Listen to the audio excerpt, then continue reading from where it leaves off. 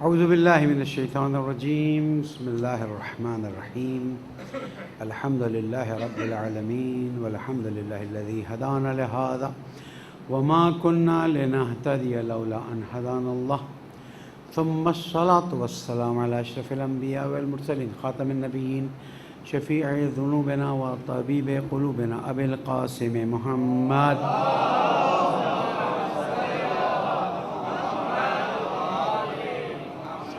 وعلى أهل بيته الطيبين الطاهرين المعصومين المظلومين الذين أذهب الله عنهم الرجس وطهرهم تطهيرا.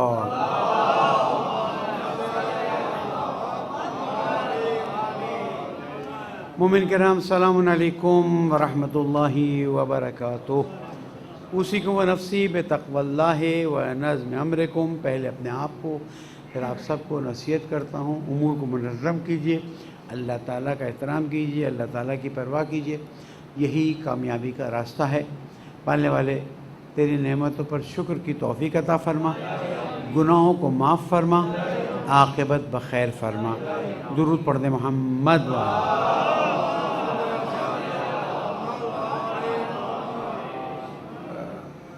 آج کا دن قائد اعظم محمد علی جناح رحمۃ اللہ علیہ کی وفات کا دن ہے، اور حق تو یہ بنتا تھا کہ کچھ ان کے بارے میں گفتگو کی جائے، لیکن حالات اور صورتحال کا تقاضا یہ ہے کہ کچھ اس سے زیادہ اہم نکات کی طرف توجہ کی جائے. ہم اللہ تعالیٰ سے دعا کرتے ہیں قائد اعظم محمد علی جناح اور ان کے تمام ساتھی جنہوں نے پاکستان بنانے میں محنتیں کی، کوشش کی، ان کی قبروں پر اپنی رحمتیں نازل فرما اور پاکستان کو خوبصورت امن کا گہوارہ بنا. درود پڑھ دے محمد والے.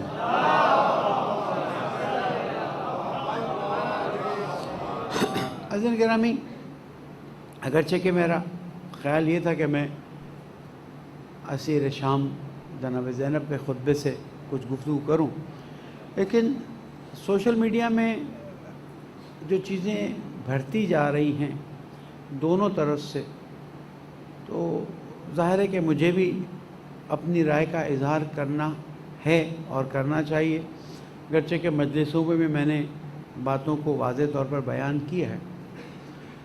دیکھیں، ہر قوم ہر ملت کے مقدسات ہوتے ہیں، ہمارے بھی مقدسات ہیں اپنی جگہ پر.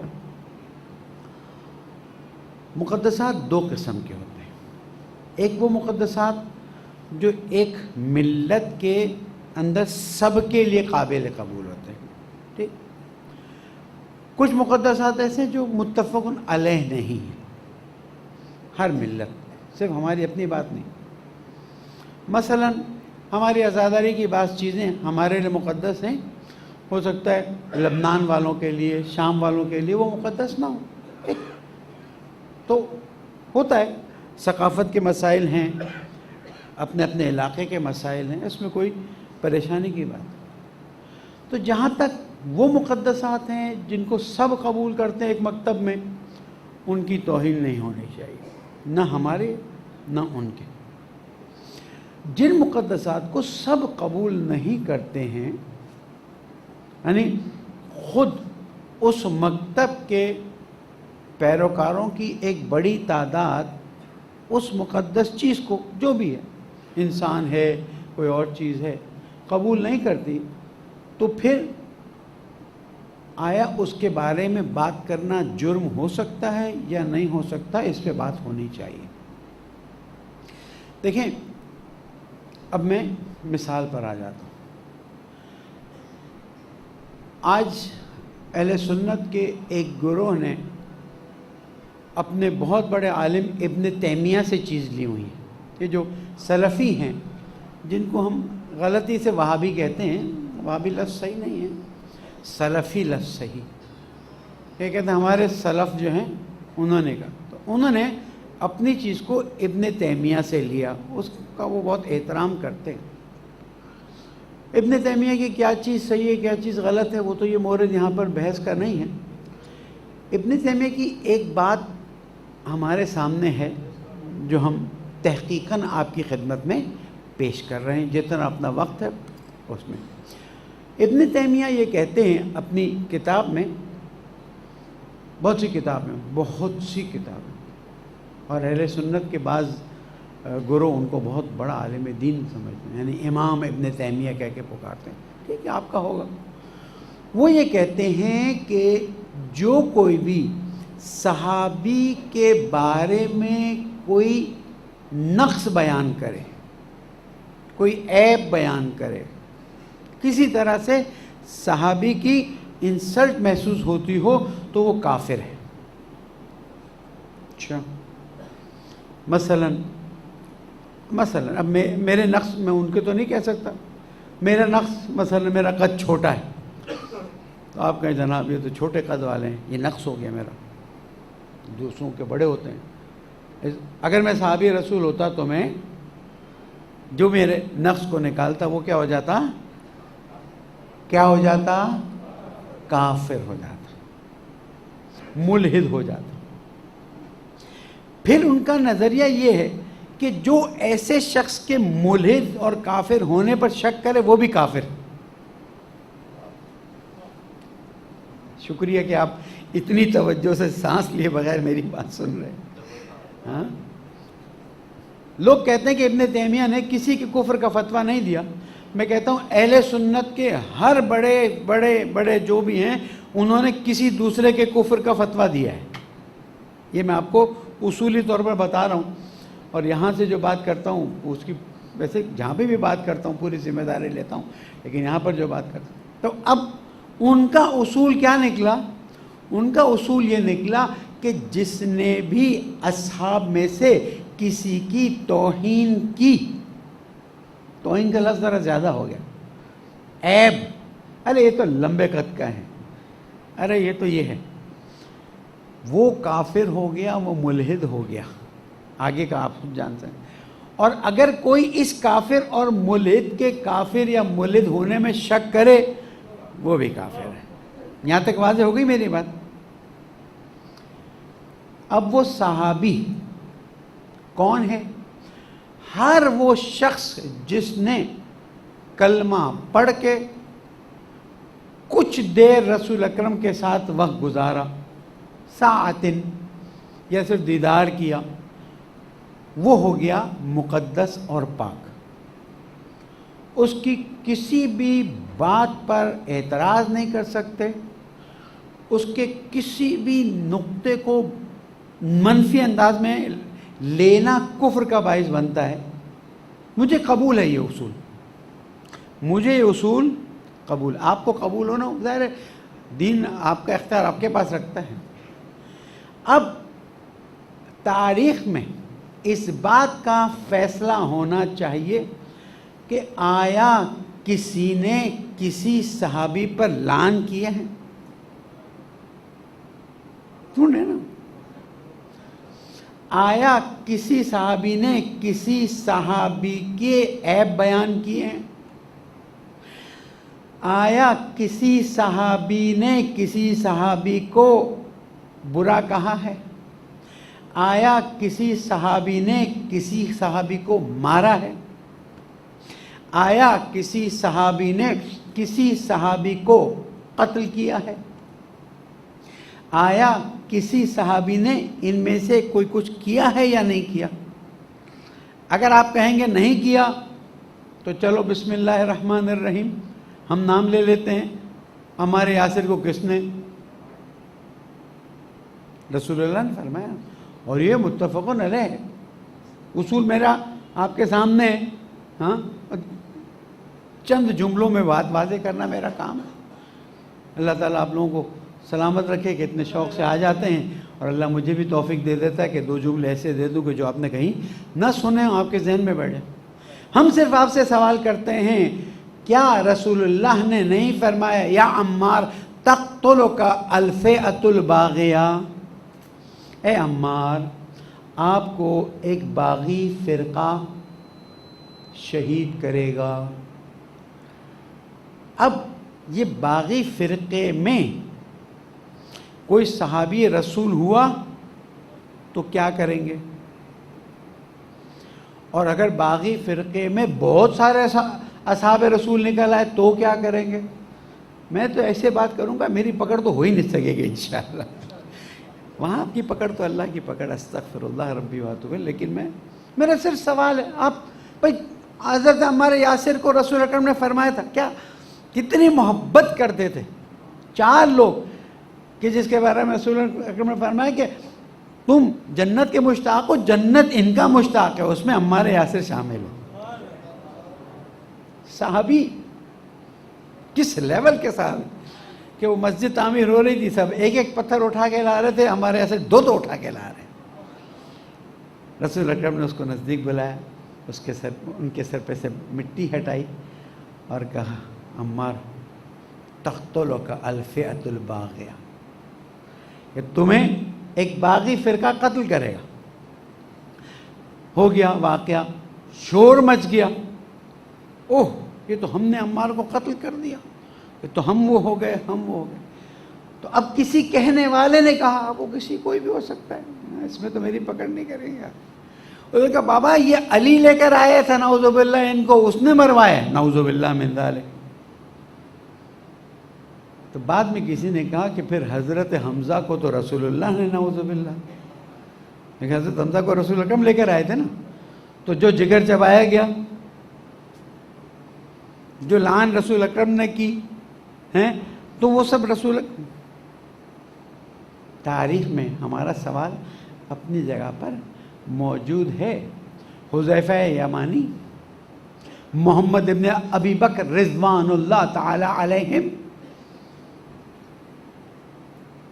کیا کہتے ہیں آپ لوگ؟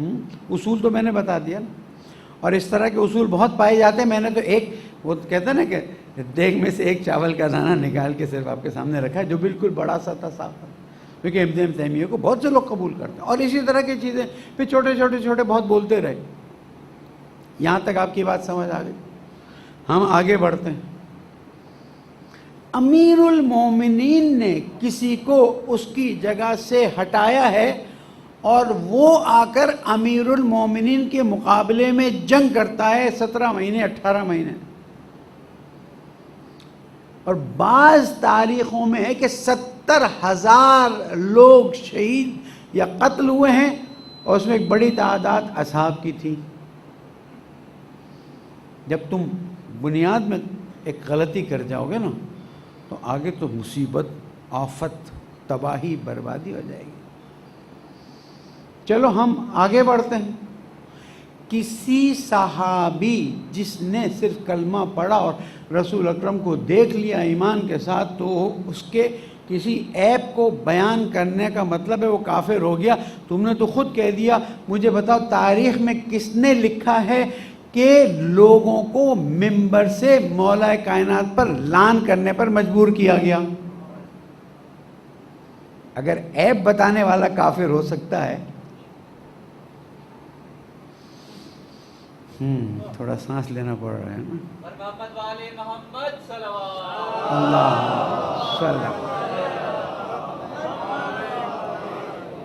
یہ مسائل ہیں. میں نے اپنے علماء کانفرنس کے اس میں تقریر میں کہا تھا، ہم اس کیس کو لڑنے کے لیے انتظار کر رہے ہیں، چیز آگے بڑھے، اور انشاءاللہ ہم تاریخ کے وہ پہلو کھول کے لائیں گے. میں بڑوں سے کہتا ہوں آپ ٹھہر جائیں، پہلے ہم چھوٹوں کو موقع دیں، اور ہم انشاءاللہ تاریخ کے وہ اوراق لے کر آئیں گے کہ لوگوں کے 14 طبق روشن ہو جائیں گے. اور یہ تو ہوتا ہی ہے، قربانیاں تو دینی پڑتی ہیں، قربانیوں کے بغیر دین آگے بڑھتا نہیں ہے. آپ سمجھتے ہیں کہ جناب یہ ہو گیا وہ ہو گیا، ٹھیک ہے، ہم اس بات کو قبول نہیں کرتے کہ یہ چیزیں پبلسائز اس طرح سے اتنا اوپن ہونا چاہیے یا اتنا کامن ہونا چاہیے. کچھ ہمارے دین کے اندرونی معاملات ہیں، کچھ ہمارے دین کے بیرونی معاملات ہیں. اب چیز کھلی ہے، 40 سال بعد آپ کو ایک ہوش آ گیا، کوئی بات نہیں. لیکن ہمیں اس کا جواب چاہیے کہ اگر تم کہتے ہو کہ جس نے کسی صحابی کا عیب بیان کیا وہ کافر ہے اور اس کے کفر پر شک کرنے والا کافر ہے، تو یہاں پر تمہیں بھئی منطق ہے، جو پڑھے لکھے لوگ ہیں جانتے ہیں. نتیجہ یہ ہے الف بے سے بڑا ہے اور بے جیم سے بڑا ہے، تو الف جیم سے چھوٹا ہو جائے گا. منطقی قانون ہے، میں نے بول دیا تھا. کہ یاد رکھیے تاریخ کے اتنے خوفناک اور خطرناک اوراق ہیں. چلیں ہم پوچھتے ہیں جناب عثمان تیسرے خلیفہ کو جنہوں نے قتل کیا ان کے بارے میں کیا کہو گے؟ مسلمانوں نے قتل. پہلے خلیفہ نے جن صحابی رسول مالک ابن نویرہ کو ٹالا جاتا ہے، تبدیل کیا جاتا ہے. مالک، وہ کہتے ہیں مالک ابن نویرہ رحمۃ اللہ علیہ رضوان اللہ تعالی علیہم صحابی رسول تھے کہ نہیں تھے؟ تمہارے پاس حدیث ہے کہ نہیں؟ اصحابی کا نجوم بِأَيِّهِمْ اقْتَدَيْتُمْ اهْتَدَيْتُمْ. کیونکہ تمہارے ہاں 14 معصومین والا سلسلہ نہیں ہے کہ دین صرف اس سے لینا ہے. تو جتنے 1 لاکھ 1.5 لاکھ 2 لاکھ جتنے ہیں ان میں سے کسی سے دین لے لو. میں مالک ابن نویرہ سے دین لے لوں تو غلط کروں گا؟ تو مالک ابن نویرہ نے غلط کیا تھا. بات کیا کی؟ مالک ابن نویرہ نے کہا کہ میں تمہیں زکوٰۃ نہیں دوں گا. یہ نہیں کہ میں زکوٰۃ نہیں دوں گا، لیکن پتا تھا کہ کیوں زکوٰۃ نہیں دینا چاہتے.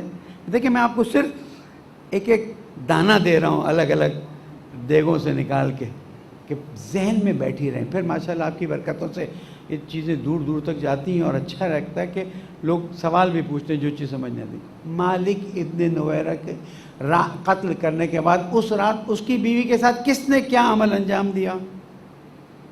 آیا عمل انجام دینے والا صحابی تھا یا نہیں تھا؟ آگے بڑھتے ہیں. تو ہمیں سوالات کے جواب چاہیے کہ آپ کہتے ہیں صحابی کا عیب بیان کرنے والا کافر ہے اور ہمیں اسی وجہ سے آپ کافر کہتے ہیں. تو ہم سوال یہ کرتے ہیں کہ اس زمانے کی تاریخ نکال کر جس نے بھی اس اصول کے خلاف یا اس اصول سے بھی بڑھ کے بڑا جرم کیا ہو اس کو کافر کہنا آپ کی سنت کے مطابق ہے. اچھا ہمارے مکتب میں جب تک کوئی واقعاً کفر نہ کر لے ہم کافر کا فتویٰ دیتے ہی نہیں. ہاں اگر کوئی غلو میں وہاں تک نکل جائے کہ مولا کائنات کو مثلاً وہ کہہ دے تو پھر وہ اپنی آٹومیٹک آؤٹ ہے، ہمیں کہنے کی ضرورت نہیں ہے. عزیز گرامی، معاملات حساس ہیں. ان معاملات پہ ٹونٹ کے ذریعے ہم بات نہیں کریں گے. ان معاملات میں طنز کے ذریعے بات نہیں کریں گے. ان معاملات پہ صرف لکھی ہوئی دلیلوں سے بات کریں گے تاکہ جب بھی جہاں بھی جیسے بھی ہمیں موقع ملے گا ہم اسے پیش کر سکیں. اور ہمارے لیے ضروری ہے کہ ہم ان چیزوں کو اب، حالانکہ 1.5 سال پہلے تک میری روش میں یہ چیزیں نہیں شامل تھیں. میرا طریقہ آپ جانتے ہیں، اب تو ماشاءاللہ 8-10 سال ہو گئے آپ لوگ تشریف لا رہے ہیں بہت سے. میرا طریقہ ہی دوسرا، لیکن یہ 1-1.5 سال سے جب چیزیں اٹھنا شروع ہوئی ہیں تو پھر ظاہر ہے کہ اللہ تعالیٰ نے ہمیں توفیق دی. ہم حوضہ علمیہ گئے، کچھ باب مدن العلم کے سمندر سے 1-2 قطرے پانی کے ہم نے بھی پیے ہیں. تو ہمیں بھی اپنے قوم و ملت کو اپنے انداز میں گائیڈ کرنا ہے کہ یہ چیزیں آپ لے جائیں اور پوچھوائیں کہ آیا کسی بھی امیر المومنین کے خلاف کھڑا ہونا تمہارے ہاں. دیکھیں اب یعنی واقعاً یزید پر رحمت اللہ علیہ، استغفر اللہ میں نے جملہ بھی کیوں کہہ دیا، ہاں یعنی جس کے لعنتی ہونے پر بڑے بڑے ان کے امام جو ہیں وہ یقین رکھتے ہیں. آج ایک نکل آیا نہیں. پھر ہم نے کسی سے پوچھا کہ بھائی تم اس کو کیوں رحمت اللہ کہتے ہو، کیوں؟ کہنے کہ ہم یہاں پر دیوار کھینچتے ہیں تاکہ اوپر لان نہ جائے. پانی پانی ہے، پانی راستہ نہیں روکتا ہے. حق حق ہے، حقیقت حقیقت ہے. یزید چاہے کربلا میں سب کو شہید کروا دے، اس کے بعد شام میں اس کے خلاف آواز اٹھ جاتی ہے، اور ایسی آواز اٹھتی ہے کہ وہ اس سمندر کو، اس سونامی کو جو اس کی ذلت اور رسوائی کا باعث بنا، اس کو روک نہیں سکتا ہے. اور آج ہم الحمدللہ رب العالمین اپنے پیارے ملک پاکستان میں کھل کے یزید پر لعن بھی کرتے ہیں، یزید کے ساتھیوں پر بھی لعن کرتے ہیں اور اس سے دلی نفرت کرتے ہیں. تم محبت کرتے ہو اپنے بیٹوں کے 5 نام، یزید اکبر، یزید اصغر، یزید وسطیٰ، جو ہے وہ لگا دو. اور تم کو اگر محبت ہے تو تم اپنی بچیوں کے نام ہندا بڑی، ہندا چھوٹی، ہندا آگے جگر چبانے والا بھی عنوان رکھ دو. محبت بھائی جس کو جس سے محبت ہے ہمت کرے نا، باہر نکلے اور پھر کہے کہ جناب ہم قیامت میں ان کے ساتھ محشور ہونا چاہتے ہیں. ہم تو کہتے ہیں ہم قیامت میں کربلا والوں کے ساتھ محشور ہونا چاہتے ہیں. یہ ہمارے دل کی آواز ہے. ہمارا بچہ کوئی حسین ہوتا ہے، کوئی زینب ہوتا ہے، کوئی علی اکبر ہوتا ہے، کوئی علی اصغر ہوتا ہے. یہی قیامت میں ہم یہی لے کے جائیں گے. ہمیں نہیں پتا ہماری کوئی چیز قبول ہوتی ہے یا نہیں ہوتی، ہم یہی چیز لے کر جائیں گے. جب پوچھیں گے بھائی تم کہتے ہو اہل بیت کے چاہنے والے، تمہاری کوئی دلیل؟ کہ بھائی میری 3 بیٹیاں حضرت فاطمہ کے نام پر، میرا بیٹا حضرت محمد کے نام پر. بہت ہے. البتہ ہمارا اخلاق اچھا ہونا چاہیے، ہماری نماز خوبصورت ہونی چاہیے، ہماری عبادتیں چمکتی ہوئی ہونی چاہیے. لیکن کمزوریاں رہ جاتی ہو جاتی ہیں، وہ یہاں سے ہم ثابت کریں گے. پالنے والے ہماری ان چھوٹی چھوٹی چیزوں کو قبول فرما. اب جب موقع آیا ہے تو عزت، احترام اور اتحاد بین المسلمین کو آگے بڑھاتے ہوئے حق کا پیغام دینے کی توفیق عطا. ہمارے پیارے ملک کو ہم کا گہوارہ بنا، ہماری پریشانیوں کو دور فرما. جہاں جہاں مومنین ان کی جان مال آبرو کی حفاظت فرما. بیماروں کو شفا کامل عطا فرما. بے گناہ اسیر لاپتہ جوانوں کو جلد جلد بازیاب فرما دے. زمانے کے امام کو ہم سے راضی فرما، ان کے ظہور میں تعجیل فرما. بسم اللہ الرحمن الرحیم. والعصر ان الانسان لفی خسر الا الذین آمنوا وعملوا الصالحات وتواصوا بالحق وتواصوا بالصبر. صدق اللہ العلی العظیم.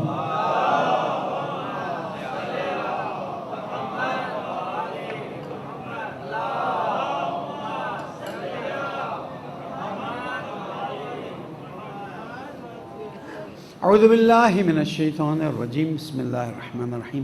مومنین تقوی اختیار کیجئے کہ یہی کامیابی کا راستہ ہے.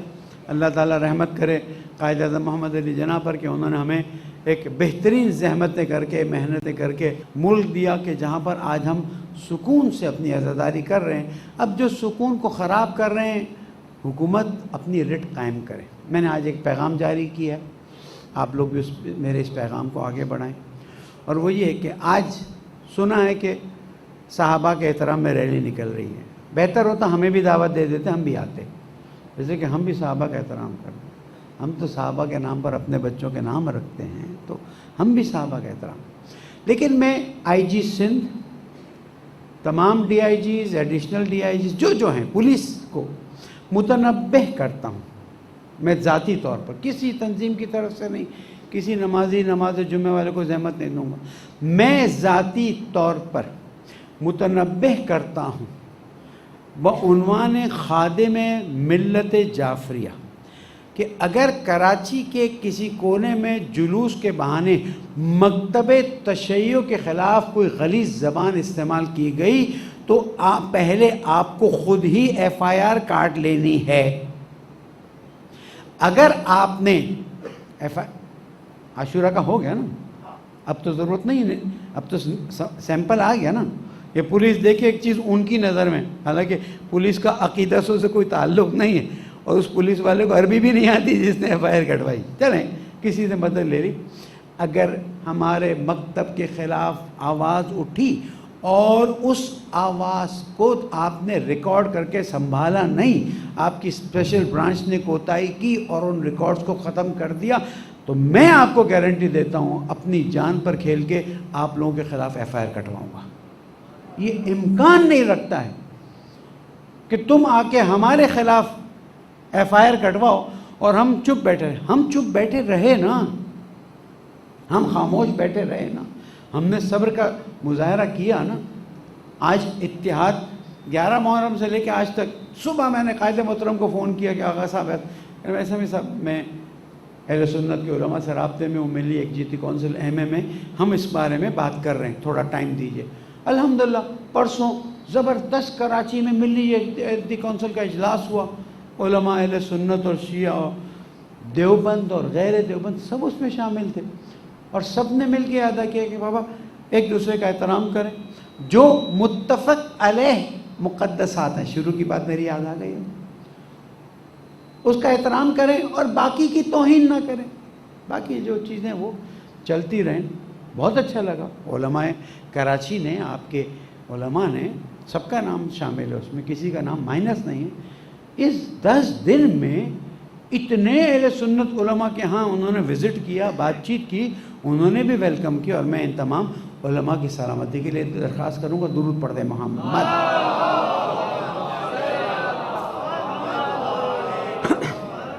جہاں تک کیس کی صورتحال ہے، ظاہر توقع کی جاتی ہے کہ کچھ بتایا جائے، تو علماء کا ایک گروپ جس میں خادم بھی شامل ہے، وکلاء کا ایک گروپ جس میں الحمدللہ خود وکلاء نے آ کے پیشکش کی، اور سوشل ورکرز کے 4 اور 4 یہ تقریباً 12 لوگوں کا ایک گروپ یا کمیٹی بنی ہے جو اس کیس اور اس سے متعلق چیزوں کو دیکھ رہی ہے، اور انشاءاللہ باقاعدہ طور پر ایک پیٹیشن داخل کی جائے گی جس کی تفصیلات خود باقاعدہ طور پر جب وہاں سے ایجاد ہوگی تو اس کو برسر عام کر دیا جائے گا، اور انشاءاللہ ہم اس بات کو واضح کریں گے کہ پاکستان میں قانون کی رٹ ہونا ضروری ہے، اور یہ جو بعض پریشرز میں آ کر حکومت جو ہے وہ دب جاتی ہے، تو میں علماء کی طرف سے کہہ رہا ہوں، اپنی طرف سے نہیں، علماء نے کہا ہے کہ اگر مثلا مجبوری ہوئے کہ کیس کو چلانا ہے تو پھر 2 لوگوں پہ نہیں چلے گا، جلوس کے سارے کے سارے 6.5 لاکھ لوگوں پہ چلے گا، اور سب اپنی گرفتاری دیں گے۔ کیوں؟ اس لیے کہ بھئی امام حسین کے نام پر ایک زیارت ہوئی، اس میں ایک بات ہوئی، اگر اس پہ کیس چلنا ہے تو ہر ایک کو ایمانداری سے خود شریک ہونا چاہیے۔ درود پڑھ دیں محمد۔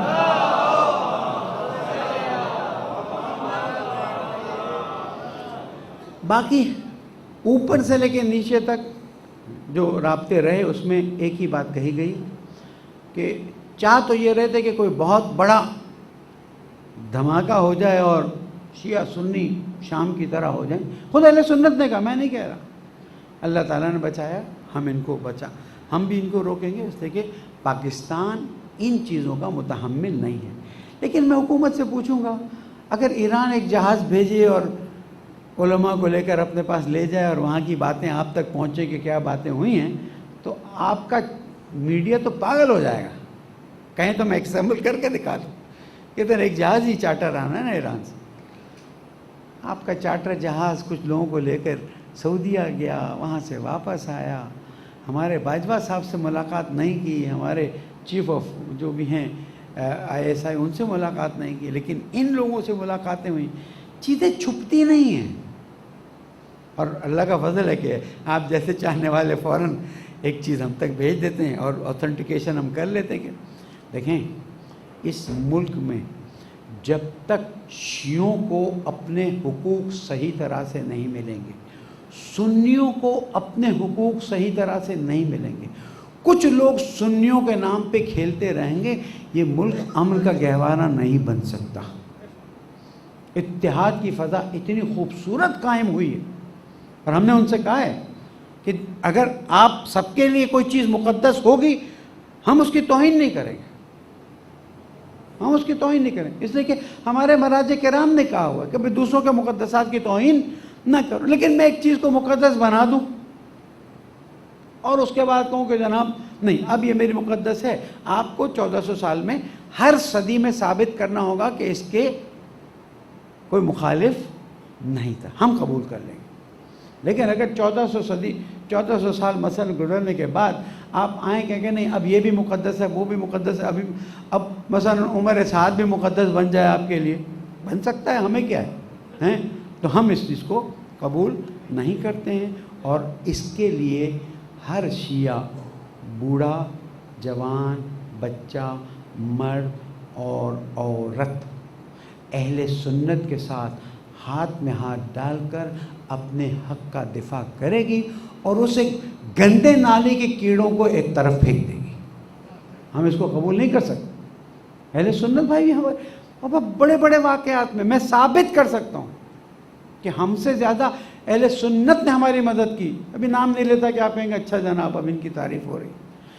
میں اس پوری ٹیم کے سامنے پنڈی کے، عاشورہ کے واقعات کے معاملات رکھنے کو تیار ہوں جو اللہ تعالیٰ نے امام زمانہ کی بدولت آپ کے حق میں تمام کیے ہیں۔ لبیک یا حسین، لبیک یا حسین، لبیک یا حسین۔ ہم اہل سنت کے علماء کے ساتھ دیکھیں اختلاف ان کو پتہ ہے ہمارا اور ان کا ہے، اور میں کہوں گا کہ جو اہل ہیں وہ پچھلے 10 دن میں یعنی 11 محرم سے ابھی تک میں اہل سنت کے علماء کے بیانات کی تحلیل کرے، فوراً نہ بول دے یہ تو یہ ہو گیا، یہ تو یہ ہو گیا، یہ تو یہ ہو گیا۔ بہت سے لوگوں نے بہت سنبھال کے بیان دیے، چیزیں سنبھل گئیں، اس لیے کہ ان کی طرف بھی ان کو مشکل تھی۔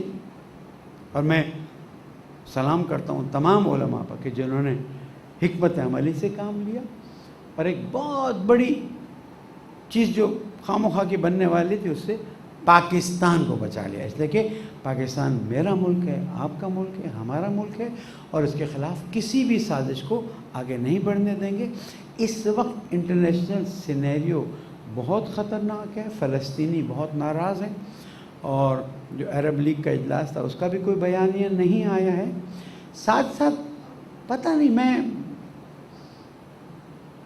دعا کرتا ہوں کہ اللہ کرے ٹرمپ پھر سے نہ آئے، میری دعا ہی ہے۔ آپ لوگوں کے تجزیہ، میں اپنا تجزیہ آپ پہ تھوپنا نہیں چاہتا، لیکن یہ جو کتاب ابھی نکلی ہے نا ٹرمپ کے خلاف، وہ کتاب دھماکہ خیز کتاب ہے، اور اس میں ٹرمپ کی بہت سی چیزوں کو کھول کے دکھا دیا گیا، اس لیے کہ ٹرمپ کی وجہ سے، میری تحلیل ہے، آپ مجھے غلط کہہ سکتے ہیں، ٹرمپ کی وجہ سے ہمیں جو نقصان ہوا وہ تو ہو ہی رہا تھا، انسانیت کو بہت بڑا نقصان ہو گیا۔ اب دیکھیں ٹرمپ کی کورونا فیلئر کی وجہ، پالیسی فیلئر کی وجہ سے تقریباً 2 لاکھ امریکی مر گئے ہیں تو انسان نا، اگر مسلمان بھی ہوں گے لیکن ہے تو ہمارا دل درد کرتا ہے۔ بہت سے مسائل دنیا میں اس کی وجہ سے اس وقت آگے لگی ہوئی ہیں۔ اس وقت نیو یارک میں اس وقت ایک ایسا بارش کا سماں ہے کہ آپ کی جو بارشیں اس سے 10 گنا زیادہ آ گئی، اور یہ سب موسم کے مسائل کی وجہ سے جس کو ٹرمپ نے ویٹو کر دیا ہے۔ دیکھ رہے ہیں بنگلہ دیش میں جب اتنے بڑے بڑے سیلاب آئے تھے، یہ بھی ہمارا اگست میں کب بارشیں آتی تھیں، یہ سب موسم کے مسائل کی وجہ سے، ویدر پرابلمس، کلائمیٹ چینج، اس کو یہ لوگ ٹرمپ مانتا نہیں ہے، اس نے ویٹو کر دیا اور اس کی وجہ سے نقصان ہوا۔ میں سمجھتا ہوں انسانیت، ہمیں تو تکلیف ہے، مشکل ہے، ہم امریکہ کو کبھی بھی اپنا دوست نہیں سمجھیں گے، لیکن انسانیت کو جو نقصان ہے، اس لیے میں دعا کرتا ہوں کہ پالنے والے تجھے محمد و آل محمد کا واسطہ، جو بھی انسانیت کا دشمن ہے اسے نابود فرما، جو بھی مملکت خدا داد پاکستان کا دشمن ہے اسے بھی نابود فرما، جو بھی مکتب اہل بیت علیہ السلام کا دشمن ہے اسے بھی نابود فرما۔ پالنے والے ہمیں اپنے مکتب کو سمجھ کر آگے بڑھنے کی توفیق عطا فرما، ہمیں حسینی عزاداری برپا کرنے کی توفیق، ہمارے نوحوں کو واقعاً غم انگیز اور فکر انگیز نوحے بنا دے، ہماری نوجوان نسل کی اصلاح فرما دے، جہاں جہاں مومنین ہیں ان کی جان مال آبرو کی حفاظت فرما دے۔ بحرین میں علماء کو پکڑ لیا گیا ہے، حجاز میں علماء کو پکڑ لیا، پتہ نہیں کہاں کہاں، ان تمام علماء کو صحت سلامتی کے ساتھ اپنے گھر واپس پہنچا دے۔ جو بے قصور نوجوان اس وقت قید ہیں یا لاپتہ ہیں، جلد از جلد انہیں اپنے گھر پہنچا دے۔